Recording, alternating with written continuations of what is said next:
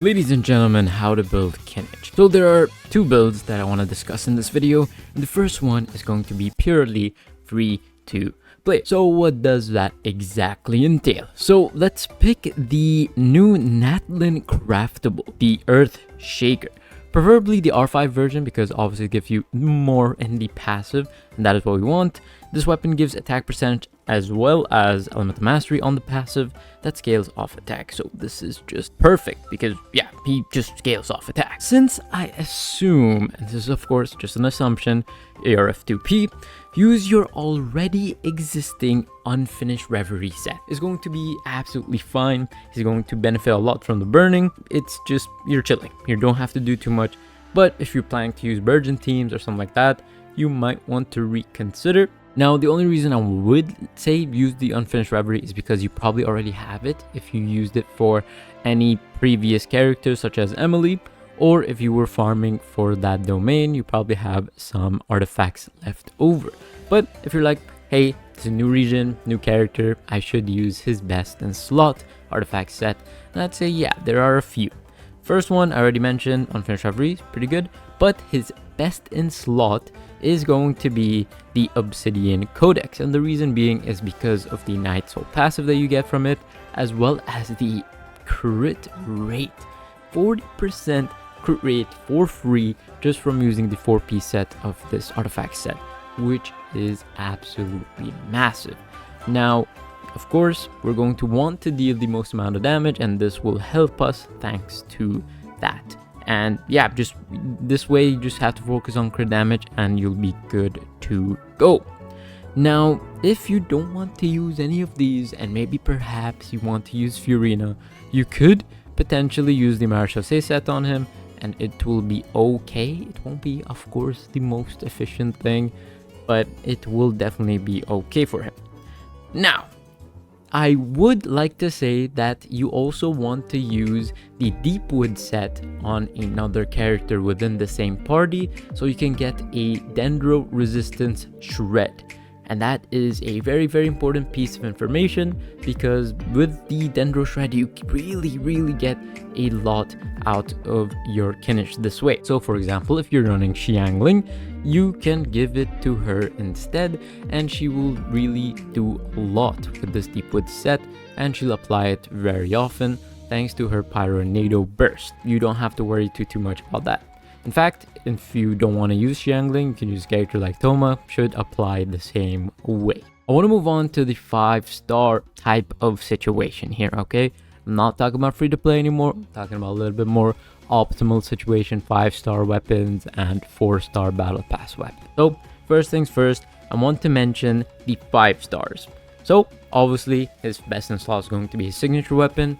This goes without saying, it's going to be his banner weapon, and with that, he's just going to be better, right? And I want to now mention the other two. For one of those weapons, you might have just missed it because it was in the Chronicled Wish banner.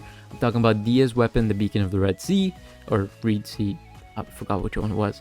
In any case, that was the weapon that you might have missed. Now, you can't get this weapon anymore from the regular banners, and Dia is not going to be on a limited ban, so I don't see this being on the weapon banners ever again, but it could potentially come back in the Chronicled Wish banner if they do decide to make a rerun on those. Now, the third weapon I would recommend is going to be the Verdict, which is going to be the axe weapon that Navia uses. And I really do think all of these weapons are going to be formidable in their own way, and they are going to help Kinich deal a lot of damage as 5-star weapons.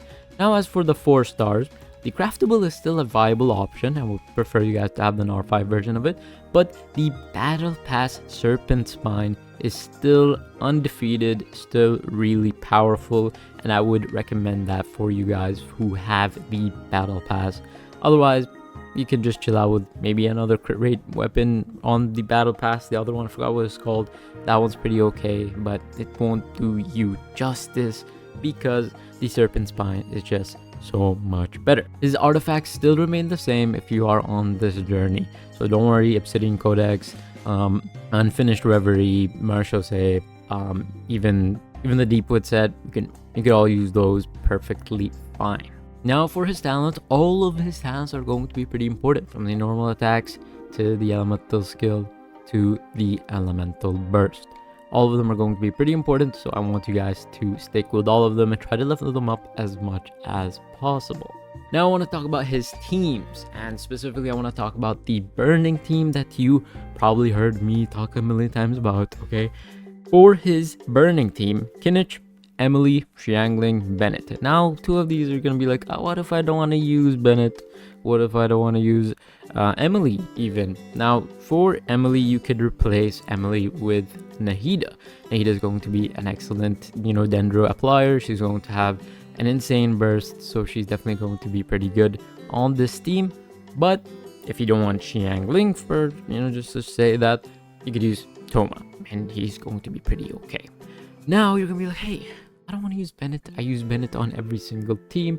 Well, at this moment, wink wink, there isn't really a great spot for this yet, but for now Bennett's going to be he's just going to do so much for you here. Though I do think because of how much Kinich moves, he's not going to benefit from Bennett's burst too much. So we might think of different options here, whether it's Zhongli just for a shield, whether it's another buffer character, maybe even Furina. Hopefully she doesn't steal any of your burning reactions, but that could potentially be an option. But if you are going to be using Furina, you might as well be doing a Virgin team. And at that point, it's pretty much guaranteed you're going to do some burning. Or Virgin, rather. And if you're going to do Virgin, let's run Kinich, Furina, Xiangling, Bennett. We've mentioned this. But of course, you see Xiangling and Bennett again and again. You can replace those instead of Xiangling. You can go with Dia, possibly, would be enough for the Pyro section. Now, the cool thing about Bennett is that if you have him at C6, you're going to be just fine in terms of other characters dealing burden. But because Kinich is going to be in his elemental skill state most of the time, he's going to be dealing Dendro damage rather than the normal attacks of pyro damage that is overridden by the Dendro. So you pretty much can't do much about that. Now that those are the teams that I have discussed, you can also mix it up and do some weird teams with maybe Hyper Bloom and stuff like that. But because he is tied to Burning and Virgin and all that good stuff, you might want to stick to those for the most optimal amount. But of course, you can do something like Bloom, potentially with Nilou. That would be pretty cool. Actually, that would be pretty fun to see a Nilou and Kinich team. That would be pretty fun, actually. I haven't thought of that until just now. And you could also do some potential Hyper Bloom stuff with, of course, you can do Bloom, and then you can have Fischl do stuff, or Raiden, or whoever it is that you want to deal that sub DPS spot for the Electro. It's going to be it for me. Thank you guys so much for watching. Hopefully you guys did enjoy. If you guys did, let me know in the comment section down below, and I'll see you guys in the next video very soon.